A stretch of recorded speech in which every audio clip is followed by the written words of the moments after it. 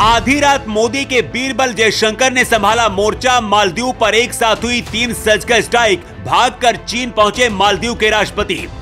8000 hotel, 2000 से ज्यादा flight cancel. Delhi में चल रही इमरजेंसी बैठक। मोदी के बीरबल से मिलने पहुंचा मालदीव।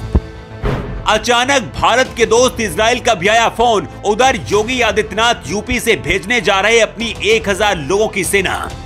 चीन का चूरन खाकर मालदीव भारत को अकड़ दिखा रहा था, लेकिन उसे अंदाजा नहीं था कि जिस देश से वो पंगा ले रहा है वहां के पीएम मोदी है। और मोदी वो शख्स हैं जो अपने दुश्मनों को तो हरगिज नहीं छोड़ते हैं। अभी तक मालदीव ने भारत की दोस्ती देखी थी, लेकिन अब हिंदुस्तान का गुस्सा देखकर 0 डिग्री ठंड में भी मालदीव को पसीना आ रहा है।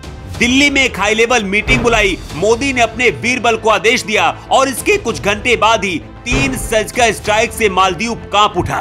हालात ऐसे बने कि मालदीव के राष्ट्रपति मोइजू को भागकर चीन जाना पड़ा। 8000 से ज्यादा होटल और 2000 से ज्यादा फ्लाइट कैंसिल हो चुकी है। लेकिन जिस वक्त मालदीव और भारत की जंग चल रही है, इसी दौरान यूपी से जब योगी आदित्यनाथ ने 1000 लोगों की सेना भेजने का फैसला किया तो पूरी दुनिया के मुस्लिम देश भी कांप उठे हैं। मालदीव ने जिस तरह से भारत और पीएम मोदी का अपमान किया था, अब उसका बदला चुन चुन कर लिया जा रहा है। अगर आपको यकीन नहीं हो रहा है तो इस तस्वीर को देखिए। ये शख्स भारत में मालदीव के हाई कमिश्नर इब्राहिम शाहिब है। इब्राहिम शाहिब विदेश मंत्री जयशंकर से मिलने पहुंचे, लेकिन कुछ मिनटों के अंदर ही भारत के विदेश मंत्रालय ने मालदीव के हाई कमिश्नर को बाहर का रास्ता दिखा दिया। रिपोर्ट्स के मुताबिक अब तक भारत से मालदीव जाने वाले लोगों ने 8000 से ज्यादा होटल कैंसिल कर चुके हैं और 2000 से ज्यादा फ्लाइट टिकट्स कैंसिल हो चुकी हैं।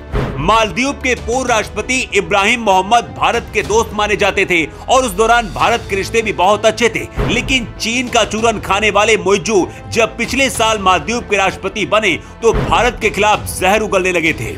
लेकिन इस बार भारत और मोदी का अपमान करके मालदीव ने सारी हदों को पार कर दिया है। लेकिन अब भारत के खिलाफ बोलने वाले मालदीव के इन 3 मंत्रियों के ऊपर सर्जिकल स्ट्राइक की गई है और इन्हें मंत्री पद से बर्खास्त कर दिया गया है। इतना ही नहीं, मालदीव के विदेश मंत्री से लेकर वहां के नेता और विपक्ष के नेता भी भारत से माफी मांग रहे हैं। हालात बिगड़ते देखकर मालदीव के राष्ट्रपति मोइजू भागकर चीन शी जिनपिंग के पास पहुंच गए।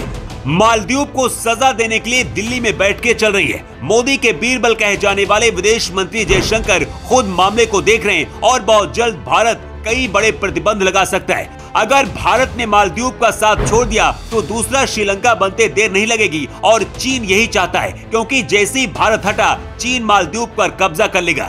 लेकिन जब भारत और मालदीव के बीच ये लड़ाई चल रही है, इसी बीच योगी आदित्यनाथ ने एक ऐसा फैसला लिया जिसकी चर्चा इस वक्त सबसे ज्यादा इजराइल में हो रही है।